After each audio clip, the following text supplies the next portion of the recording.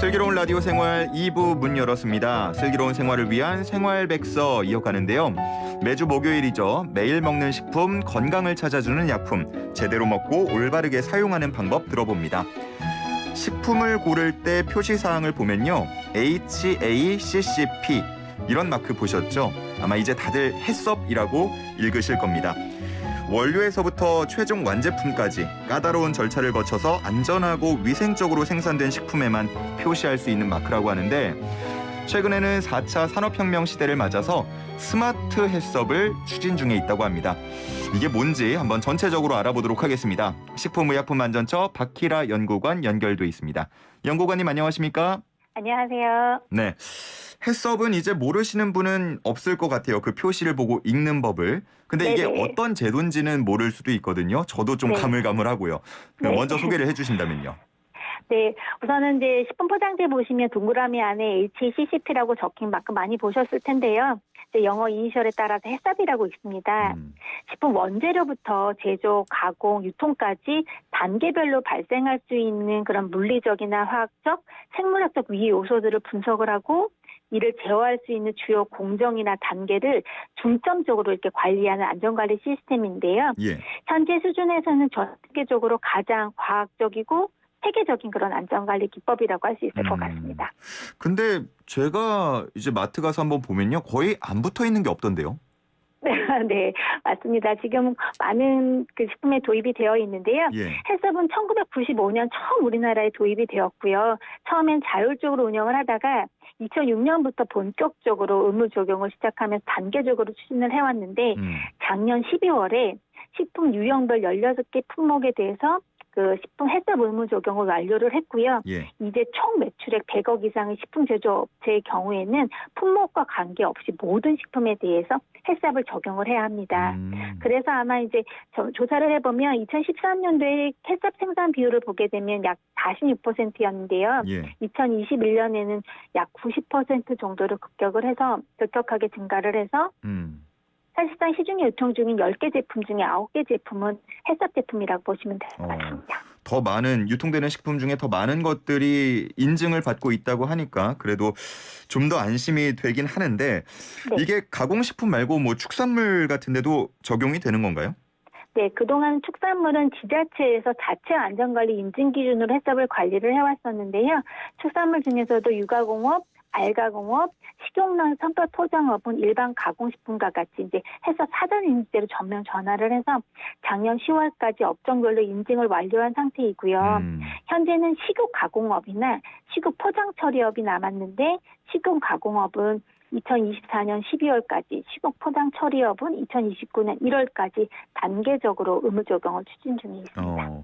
점차 확대되는 건 좋은데요. 그 최근에 보면은 뭐 김치 같은 일부 식품업체 위생 관리에 문제가 있다. 이런 문제가 좀 제기가 되면서 이거 해썹 뭐 문제 있는 거 아니냐. 이런 시선도 있더라고요. 지적도 있고. 사후 관리는 어떻게 하고 있나요? 네, 식품 제조업체들이 이제 많이 이제 해썹 적용을 의무화하다 보니까 이제 저희들 평가 방법도 계속 개선을 해서 이제 업데이트를 하고 있는데요. 예. 예전에는 해썹 평가할 때 사전에 고지하고 평가를 했었는데 2019년부터는 전부 불시 평가 체계로 전환을 해서 그 부적합률이 약 7%에서 지금 한 10%대로 부족함률이 높아지고 있고요. 네네. 또한 해썹이 중요한 안전 조항을 준수하지 않았을 경우에는 해썹 인증을 즉시 취소하는 원스트라이크 아웃 제도도 도입해서 운영 중에 있습니다. 예. 또한 식품위생법 등을 위반을 했던 그런 이력이 있는 업체의 경우에는 또 해썹 평가할 때 감점하는 제도도 이달 말에 이제 개정 고시해서 내년 1월부터는 본격적으로 시행할 예정이고요. 다만 앞에서 말씀드렸듯이 시중에 유통 중인 대부분의 식품이 해썹 제조 공장에서 쉽게 생산을 하다 보니까 일부 제조업체의 사소한 과실이나 해썹과 관련 없는 이런 위반 사항까지도 해썹 문제로 인식되는 경향이 있어서 해썹에 대한 이제 올바른 이해가 좀 필요할 것으로 이렇게 생각은 하고 있습니다. 저 같은 이제 소비자 입장에서는 해썹 인증을 보고 없는 것보다는 있는 걸 더 많이 사거나 이러면 그 업체들한테도 조금은 주의가 될 것 같아요. 그렇죠? 네, 그렇습니다. 그리고 최근에는 스마트 해썹이라는 제도가 있다고 하던데 이건 뭐예요? 네, 스마트 헬스업이라고 하면 식품 공장의 인터넷 오브 띵스라 그래서 사물 인터넷 기술을 활용해서 식품 만든 정보를 디지털화하고 단계별 중요 관리점 CCP라고 하는데요.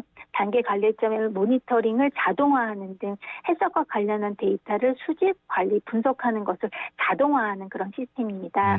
이런 자동화 기록을 기준으로 이탈했을 경우에는 지능형 제어 관리를 통해서 실시간으로 자동으로 개선 조치를 하고요. 기존의 식품안전관리 개념을 이제 바꿀 수 있는 그런 시스템이라고도 할 수 있을 것 같아요. 정말 뭐 말 그대로 조금 더 스마트해진다 이렇게 볼 수 있을 것 같은데 구체적으로는 어떻게 달라지나요? 네, 기존 그 중요 관리점에 대한 모니터링 데이터를 작업자가 이제 옛날에는 직접 수기로 작성하고 연속적인 기록 확보가 어려웠고요. 또 모니터링 결과 이제 기준을 이탈했을 경우에 생산 라인을 멈추고 모니터링 구간에 있던 제품을 재검수하는 등 그 개선 조치에 많은 시간이 필요했었습니다. 예. 근데 스마트 헬스업의 경우에는 이런 작업자의 그 수기 작성을 자동화하고 디지털 기록으로 전환을 했기 때문에 산업체 부담도 줄일 수 있고 사물 인터넷을 이용해서 실시간으로 자동으로 모니터링함으로써 즉각적인 개선 조치가 가능을 하고 오기나 또 허위 작성 등 이런 것들을 미연에 사전에 방지할 수 있다는 점도 다른 점이라고 할 수 있을 것 같습니다. 그러면은 뭐 스마트 헬스업이 헬스업을 대체하게 되는 건가요? 앞으로 어떻게 계획을 갖고 계신지요? 저희가 이제 앞으로는 계속 이렇게 전환을 하려고 노력을 하고 있고요. 예. 이제 스마트 헬스업은 2020년도 3월부터 스마트 헬스업 등록을 할 수 있도록 제도적 근거를 마련을 했고요. 스마트 헬스업 적용 업체는 이런 정기 평가를 받게 되는데 이걸 모두 자체 평가로 전환을 하고 또 전환할 수 있고 스마트 헬스업 마크를 별도로 마련해서 제품 표시나 광고할 수 있도록 활용을 하고 있고요. 네네. 인증이나 갱신 심사 때도 가점을 부여받을 수 있습니다. 또한 그런 스마트 헬스업 업체는 현재는 이제 124개 수준이지만 올해부터 계속 확대를 해서 소규모 업체를 대상으로 스마트 헬스업을 등록을 하게 되면 최대 2천만 원까지 자금도 지원을 하고 있고요. 네, 스마트 헬스업을 보다 잘 적용할 수 있도록 표준화된 스마트 센서 개발이나 가이드라인 등도 보급할 예정이 있습니다. 지금도 그러면 스마트 헬스업 마크가 붙어 있는 상품이 있는 건가요? 아직은 아닙니다. 아직은 아니고. 이제 124개 업체 수준이어서 이제 앞으로 그렇게 보여받을 수 있도록 하고 있습니다. 알겠습니다. 네. 앞으로는 이 마크도 보고 사겠습니다. 네. 네, 여기까지 듣겠습니다. 감사합니다. 네, 감사합니다. 네, 식약처 박희라 연구관이었습니다.